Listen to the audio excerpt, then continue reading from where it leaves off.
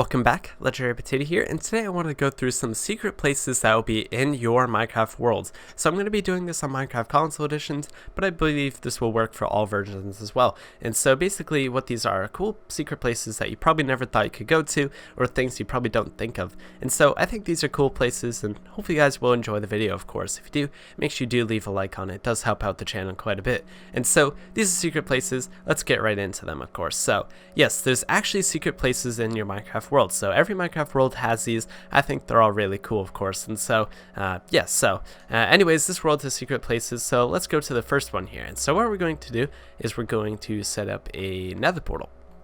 So we need some obsidian, we need a flint and steel, and we're going to build one. So we'll build one right here. Doesn't really matter where you build it, but as long as you can go to the nether, that's the important part. So we're going to do that.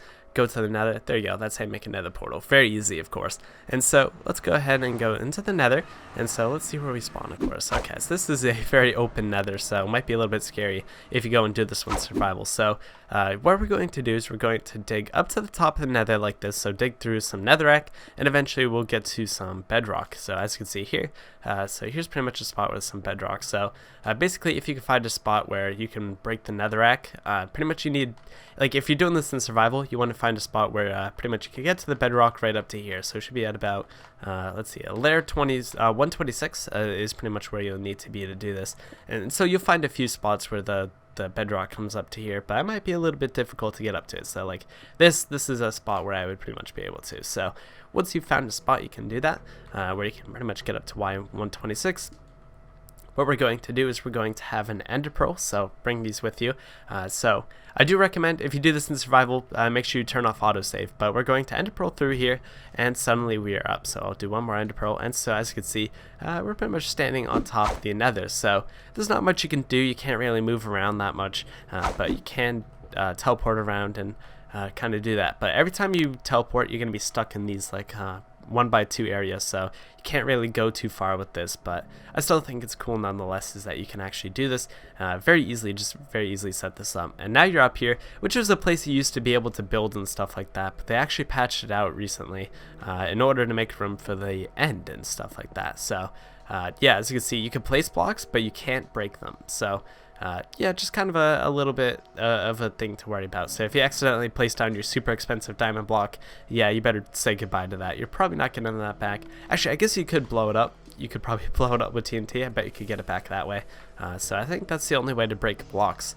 And the nether, of course, is to use TNT. So that's something to keep in mind there. But yeah, other than that, you're kind of out of luck a little bit. So just something to keep in mind. But yeah, so very easy to set that up, but let's go ahead and try to get out of here, which pretty much you could use TNT, you could use lava, so there's a few methods of dying in the nether, so I'm going to use the lava here. So you want to be standing on the bedrock, and we'll go ahead and put lava in there. So if you're creative, just quickly switch to survival, and you'll be all set. But that was the first location. That was pretty much the top of the nether. It's a pretty cool one. It's one that's existed for a long time, so it's a pretty cool one. If you haven't tried it out yet, I'd recommend you go ahead and try it out. But yeah, I guess some people used to build up there, but unfortunately now you really can't. You can't really do anything with it. So a little bit sad there. That's just something we have to deal with. But let's go on over to the next one. And so we'll go ahead and kind of distance ourselves a little bit, and we'll make some room, because what we're going to do is we're going to make an end portal.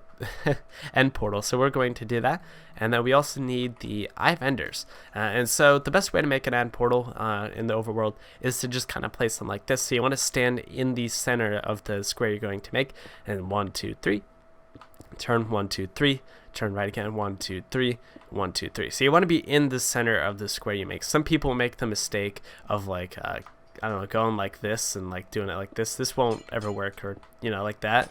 That won't ever work if you do it like this. It always works if you do it from the inside and do it like this. I'm not sure why it is. It's just the direction of these. So let's go ahead and place these. You want to place eye of enders from the inside as well, like this. 1 2. There we go. And so as you can see, builds the end portal. So there you go. Might have helped you in case your end portal wasn't working for some reason. That's how you set it up really consistently. And so you'll probably spawn in a place similar to this. You might spawn underground. You might spawn in the middle of the air. Looks like mine's like a little bit of both.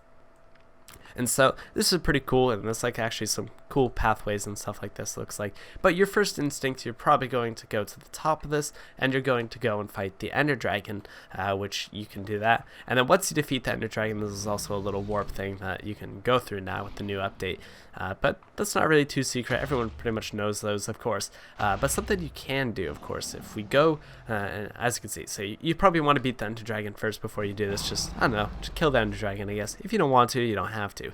But what we're going to do is we're actually going to go underneath the end. And so you're probably going to want to dig down some sort of staircase like this. If you're doing this in survival, you're probably going to want to do this so that you can actually get up and down, but also make sure you don't fall out, because you could easily fall out into the void by doing this. And so let's go ahead and dig down. It'll take a little while, so I'm just going to dig down really quickly like this. But yeah, be careful. If you're doing it like this in survival, you're probably going to risk dying, so just be careful of that. So you can do it like this. There's so many methods to dig down, but you have to go down quite far, of course, as you can see. So there you go. So as you can see, there it is right there.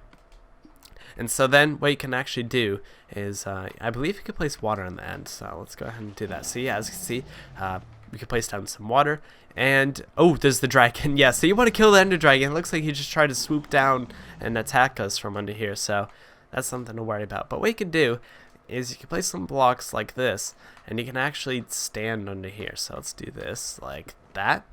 And like that. And so there we go. So of course I'm not really in survival, so I can just fly around.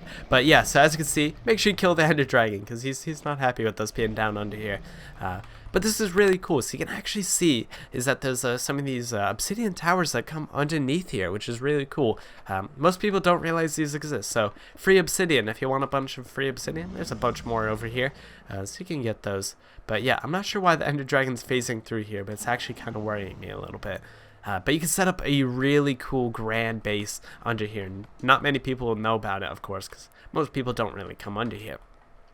So you could have like some sort of thing here. You could have some sort of elevator, comes all the way down here, and you could set up some sort of cool base and do whatever you like with that. So like we're all the way down here now, and so as you can see, you can pretty much go to, I believe you could go one block underneath these. Yes, you can go one block under those, and so this is the lowest you can go. And so if you fall off this, there's pretty much no saving you. I guess you could maybe potentially save it with an ender pearl, but even then that's a little bit risky. So yeah, I guess if you fall off, you could quickly do that, and then there you go, saved it. But be a little bit careful, just, you know, if you come down here, it's very risky, but it's very cool as well. Very open, so nobody can see this. It's very open. You can see a bunch of cool stuff and make a really cool underground base or a town or whatever you want to do there. But make sure you kill the Ender Dragon. Apparently, he's like in the swoop down through the island, which I didn't even think he could do that. But there you go. There's the Ender Dragon.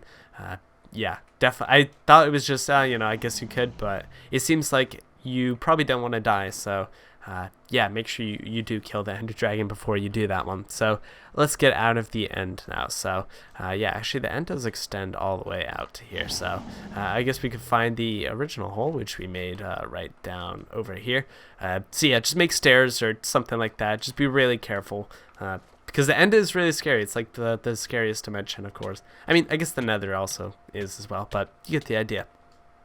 So let's go back into the overworld, but those are pretty much two cool secret locations that you can do in Minecraft. Now I think they're both really cool ones, and they're ones that you probably don't think of right away when you think of like secret locations. Like these are cool places that exist in every world, and not many people really know about them or go to them, but there's actually a lot of potential that you can do with them if you actually go down to them, which is actually pretty neat. So of course this is the one in the end that I just showed you, as well as the one at the top of the nether.